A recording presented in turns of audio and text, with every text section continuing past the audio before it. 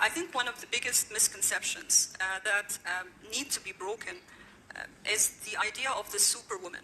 You know, and I think this came up, it was coined in the 80s and the 90s and then early 2000, and we all thought that we've got to do it all.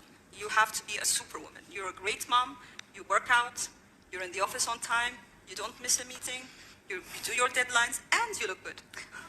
And you look good. So I think this concept of superwoman is very, very damaging, but it's all linked to the generational, and this is something that's, it's not just like from this generation or the one before. This is something that's throughout the history of women.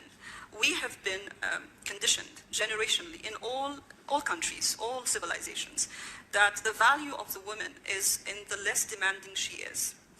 So the less she asks for, the more valuable she is. She's a better wife. She can cook, she can clean, she can take care of the kids, she can do a little bit of gardening, she can do everything, and the man, the hunter, does not have to worry about the gatherer because she can take care of everything. And I think this has also developed in our generation. It's become the good girl syndrome.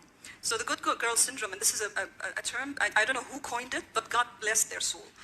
Because it is very true. The good girl syndrome is the idea that, you know, to be a good girl, you cannot make mistakes.